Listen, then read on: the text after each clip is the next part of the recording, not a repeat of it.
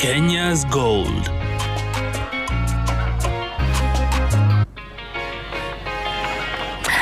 Well, another good evening is upon us, and that can only mean one thing, that for the next 1 hour, everything else stops to make way for Kenya's biggest agricultural program, Kenya's Gold. And Terere is finally back. I told you yesterday, he will be back with us in studio. Na niliambia watu ulikuwa umeenda kukutana na wakulima wa kahawa. Please confirm that I did not lie to them. Ukweli, lakini jana ngina bwana nilikuwa nahisi baridi sana. Yes.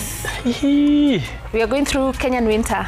Yes, ni hatari. Ilikuwa hatari, lakini Wakenya kusema ukweli tunapambana kila hali kuwatafutia nafasi ya kufahamu mengi kupitia kilimo. Absolutely true. Here we not only show you what our farmers back at home are doing, but we also do travel to different parts of the world to learn from other farmers and experts. Now, did you know when you are testing your soil, you're not supposed to only test the nutrients and the pH, which is what a lot of us do. Unaangalia pH ni gani, is it too acidic, unaweka lime. But on top of that, you're supposed to test how stable your soil is, and that is what we do call a soil stability test. Meaning, in case there's a lot of rainfall, like right now, and the weather department has predicted it's going to be that way for the next 1 week or so, ama kama kuna floods, you're testing how resistant your soil is to soil erosion. Will it be able to withstand the effects of climate change, ama mchanga yako yote itabebwa na maji when it's that time? That is going to be part of what we're going to be learning on the program today. A very good evening, viewers, and thank you so much for making time to join us from whichever part of the world that you are watching us from. My name is Violeta Ngina, or the International Mkulima. Una madaha sana. Unafurahia kweli, lakini nzuri. Sasa asante sana mtazamaji kwa kukubali kujiunga na sisi. Itakuwa ni raha zaidi kwa sababu utasoma sana hasa kutoka kwa mkulima tajika wa kimataifa. Kwa sasa tutazama makala yafuatayo. Jina langu ni Emmanuel Terere.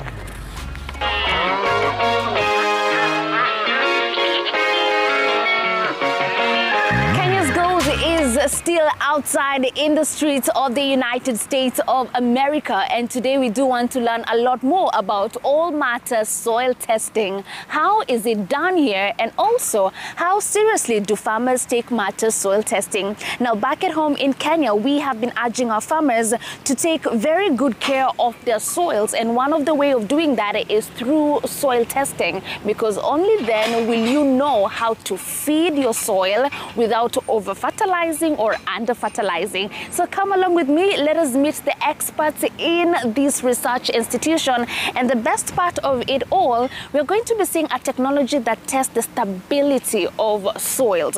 Now, we do know a lot of natural occurrences are happening due to climate change, such as floods, drought, and even earthquakes. How strong is your soil? We're going to see a technology that can test that and more. Come, let us meet our experts of the day. Hi, how are you? How are you? I'm well. Hi. Thank you so much for having us here. You're welcome. We do want to learn so much about soil testing. Okay. And I believe this is where soil testing is happening here. That's it, yep. Right. But before we even get into the details of what's happening here, just start by introducing yourself and telling us what you do here. Yeah, Joshua Faulkner, and I'm a research associate professor here at the University of Vermont, and also direct the soil testing lab and the SHREC lab. Right. So for how long has this operation been happening here? So the SHREC lab is very new, but this operation that we're looking at now has been here for decades. Right. 80, 90 years. We've been testing soils here for farmers and gardeners in the state of Vermont. Right. So you're only serving the farmers in the state of Vermont. Exactly. Maybe a few that are just over the border. If they want to send their samples here, we'll test it for them. Right. So here we are testing nutrients? Nutrients. Only. Yep, we because do. We have the other SHREC lab where we are focusing on how alive the biology. That's right. So here we do mainly nutrients. We also do organic matter, which is a basic, very, very important test too, and pH. All right. We'll do that. Great. So when we're talking about nutrient level, I believe every farmer will come here because of a different crop that they're growing, and they want to check the nutrient level. It's That's not right. a one size fits all, right? That's right. So maybe you can just start by telling us the different crops that we're going to find growing in Vermont, and then I will get into the test. Yeah. So in Vermont, we have many different crops. Probably the number one crop is corn, maize, and that's grown for silage to feed. Most of it goes to feed dairy cows. Then we also have a lot of grass hay, clover, alfalfa. Those crops are on our dairy farms, and soybeans as well. And then we also have a lot of smaller vegetable farms that are growing, cucumbers, tomatoes, peppers, squash, all kinds of different vegetables. And then we also have a fair number of fruit farms that are growing apples, and some of them are growing peaches and pears. Right. Are you a farmer yourself? I have a very small farm myself. What do you keep, or what do you grow? I have a small group of pigs, and I also do meat chickens as well. Nice. I am a farmer as well. I grow coffee. Coffee? Yes. Okay, excellent. I love coffee. Great. So now, when we are talking about soil testing, at what point do farmers bring their soils here? Is there a particular date of delivery? How do they do it physically? Can you send someone? How does it work? Great question. Yeah, so a lot of farmers will send samples in the fall or in the spring for your standard nutrient testing. A lot of farmers will mail their samples, but if they're close to the university here, they'll come in and hand deliver them to us in the office. They'll do their standard fertility testing, and then they also, this time of year, this is pretty exciting, we're also receiving what we call their pre-side dress nitrogen testing, soil tests. Now, these are only for corn, and like I said, there's a lot of corn in Vermont. When the corn gets about that tall, 18 inches or so, the farm will want to add some more nitrogen, but they don't really know how much nitrogen to add. So they'll take a PSNT test, send it to us immediately. They take it, bring it the same day. We will do the analysis of this, get them a result within 24 hours. Right. So that they can then go in and put exactly how much nitrogen that needed. Corn needs. At least that helps them not to do excess or not to do too little. Not to do too little. Not to do excess. And if you put too much, it costs more. And there's also, it can run off into our lakes and our rivers and cause some pollution. Good, yep, but exactly. that is happening only in the corn farms. That's right. We only do this one for corn, but just yesterday, we received 80 samples. Today, we'll probably receive another 80 to 100. So that's for corn or for? Just for corn. Just for corn. Just for the nitrogen for the corn. Nice. Yep. So when you receive, let's say, the 80 samples yesterday, do you get to work immediately, or do you have to wait to get a certain number of samples so that you can start the work? We get to work immediately. Usually farmers they'll call us and they'll say, I'm bringing some samples. So we'll say, okay, we're ready. If two farmers are bringing samples, we'll get both of those together. We had people in very early this morning starting to process these soils. And they'll have the results back out by this afternoon. All right, that's efficient. 24 hours and they have. How do you advise them to pick the soils in the farm? Because clearly they're the ones who are packing the samples for themselves. So if I have a big farm, how do I collect the sample? So they will go for corn, pre-side dress nitrogen, they'll go right beside, the corn is planted in rows about this far apart. They'll go right in the row where the corn is, right beside the corn plant, and take their sample right there. Just one? Or you can do several? You can do several and mix them. For a field, you might do 5 to 10, and then mix them together and then send one sample. Right. And if you're not doing the PSNT, the other just normal, you do the same? Same thing. Yeah, you would take, except for that one, sometimes we'd recommend maybe more like 10 to 20 small samples to mix up and take one sample. Is this the packaging that you recommend? This is, we can do it in this one. We typically, for PSNT, we recommend a brown paper bag. Or a cloth bag. I don't see any right now. But see, when we got these, we immediately opened this so that it could stay dry. Nitrogen, if it's not dry, it will change. The nitrogen will actually change in the soil. It'll emit some of it as a gas, or it will change forms. So we want to get it dry as quickly as possible. So the moment you receive, you open them. Open it up. All right. Open it up. Good. So And get it in, distribute it into these small sample, just little cups here. What's the purpose of doing this? Is this from, let's say it's from here. Do you put a bit of it, or this is from the same bag? Just a bit of it. We don't need this much soil. Yeah, we just take a small amount, and What then happens to the extra soil that the you're extra left with? soil, Yeah, because you're left with a lot of extra soil. What do you we do? do. with We it? put it in a large barrel, and then we actually have someone who maybe wants some soil for their garden, so they might take some home. Or sometimes if there's a construction project on campus and they need some, they'll just put the soil in and mix it in with All fill. right. Yeah. Okay. So we put the different soil samples. So how do you ensure you're not mixing up? You know this is from which farmer? So these are all have numbers on them. Okay. And these are worn off a little bit, but Okay. we use them all the time, so we know, what these are.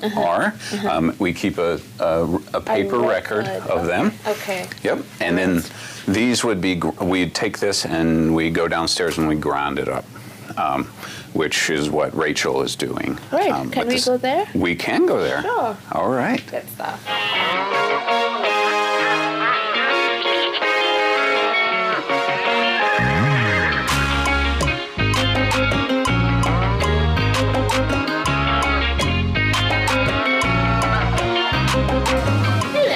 Hi. I've been told that this is the grinding Yes, room. this is the grinding room. This is where we prepare all the samples for further testing. All right. First, tell us your name and what Okay. you do here. I'm Rachel. I'm one of the lab technicians for Dan Needham. He's up on the second floor Great. where you might have seen some of the testing being done.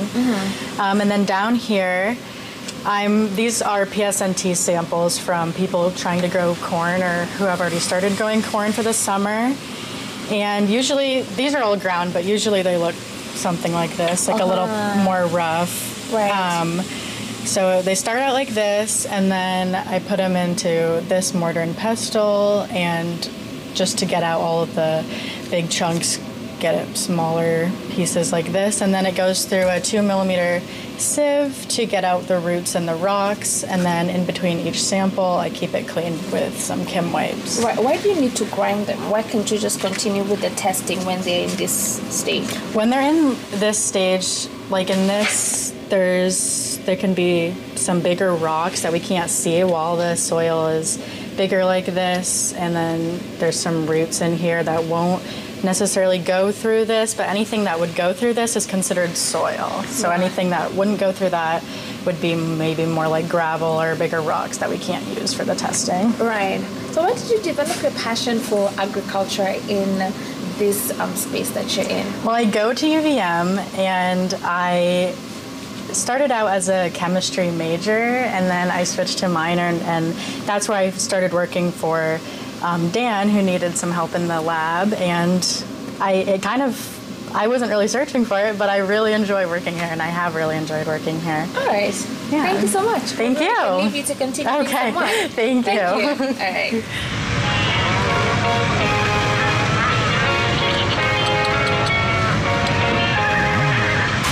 So the grinding works for the PSNT. That's right. That's for the corn farmers. That's right. All right. That's just for corn. All right. But when you're doing now the nutrient testing, where do you take that stuff? So for the most of those nutrient tests for all the other crops, we actually have a partnership with a university in Maine, the University of Maine, and we take those samples, send them immediately to Maine. They do the nutrient testing there. They give us the results, and then we give the results with a recommendation by the crop back to the farmer. Right. And that whole process takes 1.5 weeks, 2 weeks tops. All right. Yeah. All right. So how many samples do you sample tests in a day? In a day, well, we receive over 6,000 a year, but most of those samples come in the spring and the fall. Right. Now, farmers, are busy in the field, so they're not out taking regular nutrient tests. But there's sometimes in the fall we could receive 100 samples in a day. Okay. And we'd pack those up, send them to Maine, and get them back within a week and a half. Right. Can you say that farmers around Vermont are now keen on doing soil testing? Yeah, absolutely. Right. Yep. Good stuff. There's something here. There's a machine here. There's some action happening. What's going on here? There is. So this is part of our SHREC soil testing lab, and this is the aggregate testing for aggregate stability. So soil aggregates are little soil crumbs. So, you know, those are all soil aggregates, right? Those kind of larger pieces. And what this machine does is it puts them into these sieves and then moves them up and down inside this tank of water. And if the aggregate doesn't fall apart, it means it's really stable. The soil is stable. It's stable. And so it can withstand natural heavy rainfall. Yep, heavy storms. Yeah. Even it can withstand some like plowing. Oh, yes, so it maintains that really good soil, healthy soil structure that we want. Just in case your soil does not pass the test and it comes out as not very stable, what are those practices that a farmer can do to improve? Yep, so we would recommend less tillage. So moving to no-till or maybe a conservation till. We'd also recommend putting more organic matter, maybe some compost, maybe some manure, and then also planting cover crops. Always having living roots in the soil is very important for building strong soil aggregates. Right. How do you create the awareness? Because I myself am a farmer and I didn't even know I could test the stability of my soil. So how do you ensure that farmers are aware that this is something that actually happens and they need to participate in it? Number one way we do it is through our extension service. So through our university, we have offices all over the state. They're out there working with farmers every day, and they're telling farmers about the different soil testing that we do here at the university. Do we have enough of them walking around? We need more. We need more. We always need more. We always need more. We need more. We need more. Yep. Now, I'm very impressed because in this lab, there's a lot of young people who are doing the work when it comes to soil testing. How does that make you feel? It makes me feel good. It makes me feel really hopeful for the future. We have, you know, lots of students and young people that are just graduated learning the technical skills that are necessary to have a career in soil science. Great. It makes me feel good. All right, so now as we wind up, I need you to speak to my farmers in Africa, in Kenya, and just tell them why it's very important to do not only the nutrient test, but also to do the biological test and also stability test. Talk to them. I would say it's so important to test your soil because number one, you can save some money, not add nutrients that you don't need on your crops. You can increase your productivity so we can grow more food, have a higher yield. And then 3, for soil health practices, this can help make our farms more resilient to things like heavy storms and the effects of climate change, which we know are impacting farms all over the country, not just here in Vermont, but I'm sure in Africa as well. Right. Have you been to Kenya? I have not, no. Any African country you've been to? I've been to Ethiopia, Ghana, Burkina Faso. Nice. Yeah. So I'm going to but never Kenya. I'm inviting you to Kenya, and I'll tour you around. I'll take you to the Big 5. Thank you. I'm excited. Thank you so much. Yes, thank Thank you. you for speaking to us.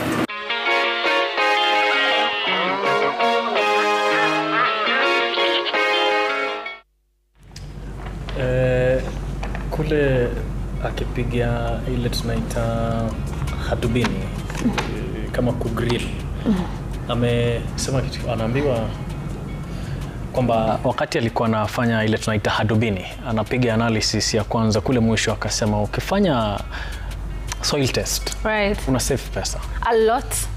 Sasa sijui ni nini tunakosea taifa la Kenya. No, I think it's because we've been conditioned to always use fertilizer. Kama ni mtu ambaye anapanda mahindi, panda na DAP. Ikifika 6 weeks, tafuta CAN ufanye top dressing. And you probably have healthy soil that does not need all those fertilizers. So you end up spending more money buying the fertilizers and degrading the health of your soil. Therefore, it's very, very important for us farmers to constantly keep testing our soils because you'll find it has nutrients nutrients, and you don't need to buy all that fertilizer that we are constantly buying, making the cost of production very high. Now, we are not yet done with learning about soil testing, but we will be coming back to that after this break that we are taking right now. But of course, we do have to tease our farm joke question of the day. Today, it's a very simple one. I'm in a good mood. Sitaki kuwa stressa na maswali ngumu. We are asking you, why don't worms like getting up in the morning?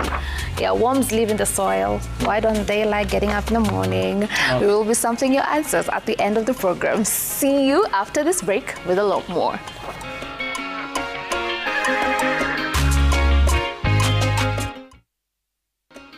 Asante sana kwa kuendelea kutazama kipindi cha Kenya's Gold, kipindi ambacho ni ashirafu taifa la Kenya kuhusiana na masuala ya kilimo na kurusha kwake ngina.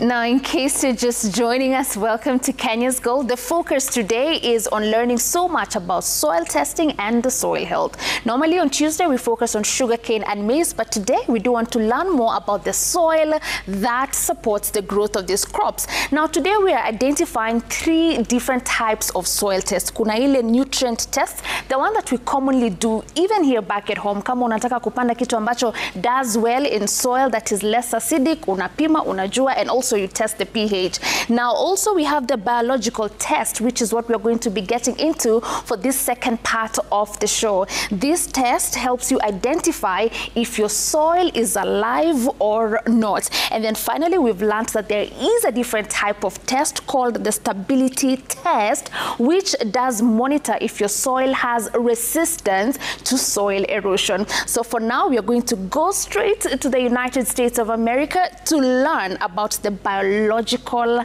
test of your soil. Take a look at what we found.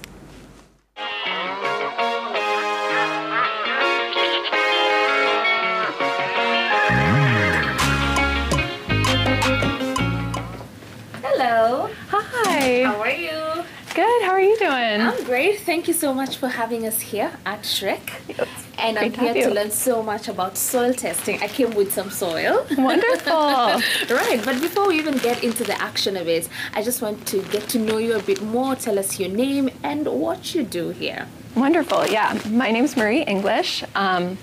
I'm the lab manager here at the Shrek Lab. We just opened about a month and a half ago on Earth Day.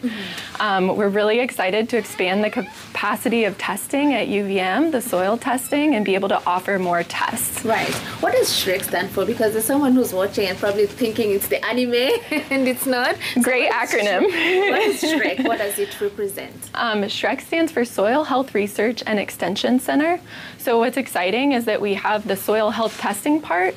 That's my main job. That's what I'm excited about, is quality control, standardizing tests with other labs and coming up with these indicators that are really showing us if management is responding, or if soil is responding to the management that farmers are doing. Right. And so this is supposed to complement traditional fertility testing. Right. So when you say you want to see if the soil is responding to the management that our farmers are taking, what are these management practices? What are these things that farmers are doing here in the United States, in Vermont, to try and make sure that they're keeping the soil healthy? Some things that are recommended in other states, and in Vermont, you can do cover cropping. There's different types of no-till. We'll be looking at comparing different no-till techniques. There's different ways to rotate crops. And so we're working on building a database of the information, the management that's working for growers, Right. and how the soils respond to that. Right. So cover cropping, crop rotation, you can say are some of the management practices that are working for farmers here. Exactly. Good. So now when we are talking about testing, there are 2 types of testing, and the one that we are so used to seeing, especially us from my country, is when we are testing the nutrient level in the soil so that a farmer knows, I want to grow maize this season. What am I lacking? Nitrogen. Okay, let me buy, manure or fertilizer that has nitrogen. But here you do a different kind of testing. We do. Tell us about that type of testing. So this is soil health testing. There's some great labs across the country that, have been working hard to come up with different indicators, different tests. that show that you have a lot of biology in your soil, that it's alive, right? We want an active soil that's going to be resilient to droughts, that's going to hold more water during the season. The biology is responsible for the nutrient cycling, and that can increase yields. So soil health has been prescribed as a way to look at if your soil is living, is doing well. And that's what you're checking here. And that's what we check here. You're not just checking the nutrients, whether it has nitrogen or phosphorus or potassium. You're checking if your soil is alive and Exactly. healthy. Right. Now, when you bring the soil in these plastic bags for this test, will it affect the results? Because normally when we're testing our soils, we're advised to take our soils in brown sample bags. Why is it different here that we have these plastic bags? Sure. So for some of the microbiological tests that we do, we need to preserve the state of that soil when you collected it. And so we want to keep the biology that was living out there as close to that state as we can. And so we need the moisture level to stay consistent. So we've got to use plastic for that. And then we ask that people keep their samples cool until they can deliver it to the lab. And that's just for certain tests. But we're doing, that's how we collect the soil so that we could do. All right, so here, because it's a unique type of a test, it's not just checking the nutrients, you're checking how alive your soil is. It's okay to bring it like this because you're maintaining the moisture and all that. Correct. Good. Thank you for that. Yeah. So now, once a farmer brings their soil here, they're keen to know how alive their soil is. What is the first step? What do you do? Do you record what you have received? Do you keep data on it? How does it happen here? Definitely.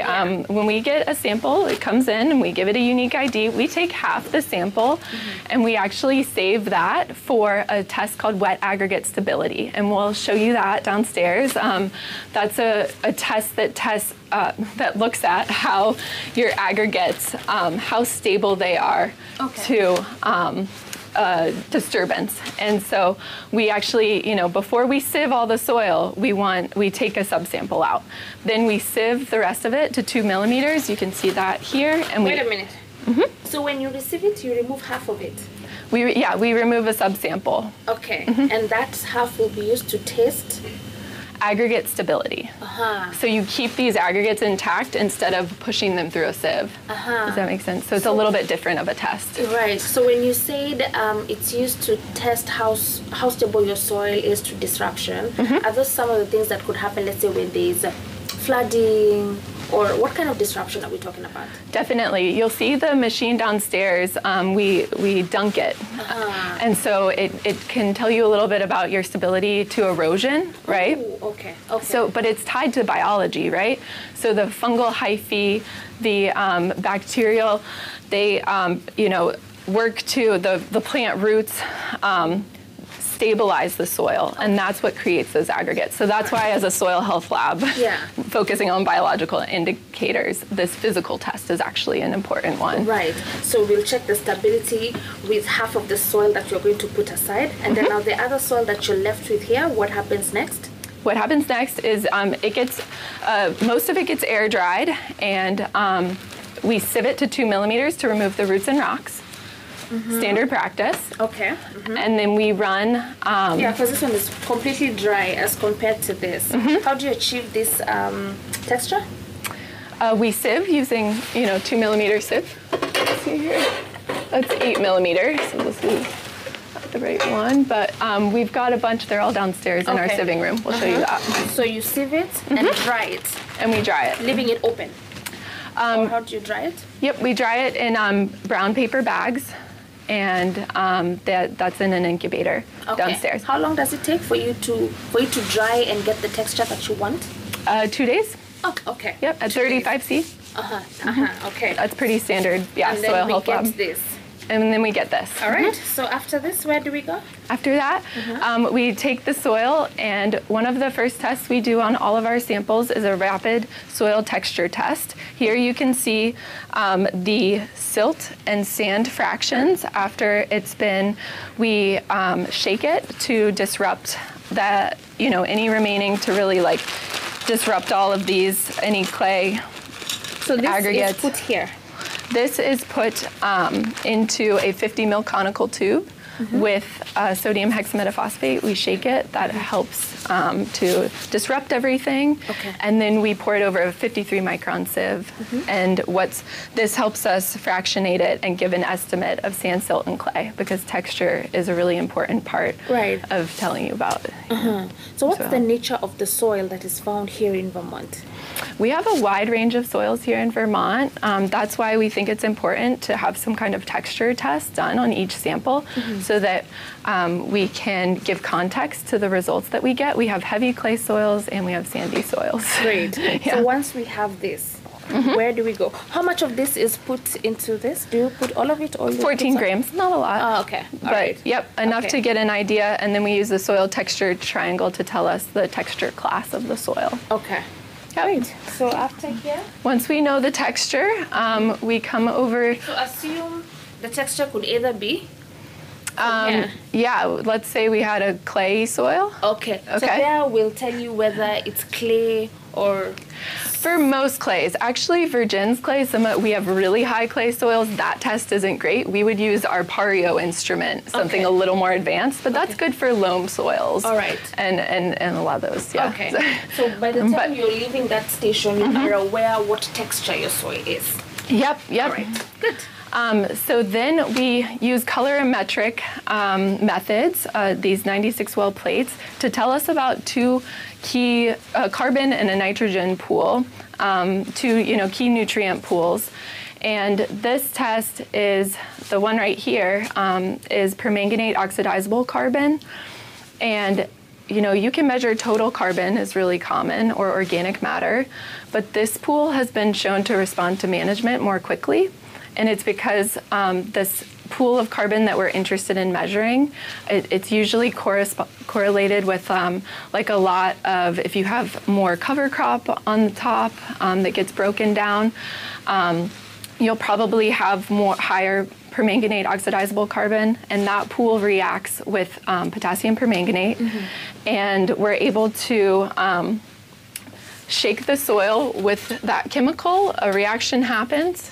So in case you put a soil sample here, then you add this chemical, and then we are testing there. And then we test it on a microplate reader. All right. So we're trying to see the carbon. The amount of carbon. It's a specific pool of carbon. Yeah. And nitrogen as well. And then that's a separate test, but it looks similar to this. Right. So what do you want to see in the soil? High carbon, low carbon, high nitrogen, low nitrogen? What is a healthy soil? What does it need to have? Great question. Yeah. These are higher is better tests for these two. So a higher permanganate oxidizable carbon is a great thing. That's really good. That means there's more nutrients available for your plants. That means that your soil might be more stable, that it has better water holding capacity. Typically higher carbon's correlated with those things. Right. So the plan is you want your soils to have more carbon. All right. Okay. Yep. So once we're done here, where do we go next? Next, we go to a test called soil respiration, and this is a way to look at the biological activity of the soil. This is a common method because it's so hard to culture microbes. We can only culture less than like 1%. We have to use these indirect methods. And so this instrument can measure the CO2 that comes off of the soil. And that's an indirect measure of the amount of microbial biomass and the organic matter that they have to chew on in there. So this is also higher is better. So we put a little soil sample inside there, and then we, this is called the CO2 burst method. We re-wet the soil, and then for 24 hours we measure the CO2 that's respired. All right. So what are you trying to see here? Here we're trying to see the microbial activity. So how active is that soil? So do you want to see more CO2 come out? You do. Okay, that will mean there's activity in your soil. Yep. All right. Active. And they're different jars. So if this is checking CO2, what is this checking? These are all set up for CO2 right now. So they're just different soils. From samples from different farmers? Yep. Okay, and you'll keep it here for how long? 24 hours. Yep. And then after that, are you done? After that, we are, you're able to give farmer feedback from what you'll have seen here? We are an a la carte service, so it's kind of like giving people an opportunity to pick which tests make the most sense for their management changes. We can also, we're working on putting a package together where you would get all of those tests. And then working with our extension side, you know, to see how our soils respond to these tests. Right. And then inform. So there's a farmer who's watching you right now, and they're used to doing the usual, you know, nutrient test before planting, okay? Yes, Please that's talk great. to them why they really need to also consider this other test. Sure, yeah, that's a great question. Soil health testing can still be a little bit expensive. We're excited to try to offer these tests as affordably as possible, but it's really a great way to make sure that your soil is going to hold up in different conditions. Make sure that there's resiliency to your soil. Right. A living soil is going to provide higher yields typically, right? And so we're excited that these tests can show that you've got a soil that's gonna be, you know, really great throughout all the different environmental changes that we get, you know. So just break down for me now the very important elements that need to be present in a healthy soil. Yeah, we look at, you know, carbon to nitrogen ratios can give you some information. Carbon and nitrogen ratio. What we want more carbon in the soil. We want more carbon in the soil, but you also need a good amount of nitrogen as well. So we have the carbon-nitrogen ratio. Fungal to bacterial ratios, that's a test that we're in development on. So you also need some fungi and bacteria in the soil. You do, yeah. Fungi are great. They help provide fungal hyphae, form those, help form aggregate structures, you know, so those are, they're hard to measure, but there's a couple tests out there that we're trying to be able to hone in on that for farmers. Resilient soil. Good. Thank you so much for speaking to us, and you're so passionate about what you're doing. Where did you develop this love for the soil and agriculture? Because you are in the value chain. Thank you. Yeah, it's interesting. I'm passionate about doing lab work and, you know, just spending time. I have a master's in soil science from the University of Tennessee, and I really got exposed to the below ground world, and I think soils are underrated. There's so much going on down there. It's a really heterogeneous environment and there's a lot we don't know. There's thousands of different carbon compounds, lots of microbes that we're still studying. So I see it as this exciting world that has real world implications, right? That we need healthy soils to feed people. And so yeah, that's how I kind of came to the soil health world. So in case a farmer brings in the soil sample today, how soon should they expect feedback on results from your end? Sure. Right now we're looking at about a 6-week turnaround time. In 6 weeks they get full details on how healthy and alive their soil is. Is it an expensive cost implication for them? Right now, our tests, we're trying to offer them as affordably as possible. Okay. Yeah, and that's why we're doing the a la carte option where you can pick which ones to run. Is it growing? Is the curiosity for farmers to learn about the health of their soils growing? Are they taking this test, or they're still stuck in the usual nutrient test?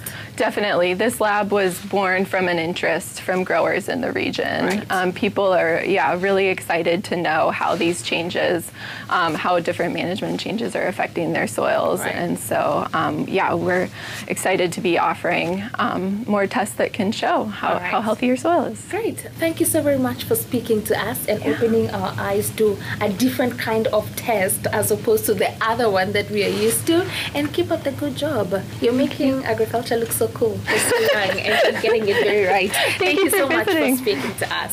Thank you.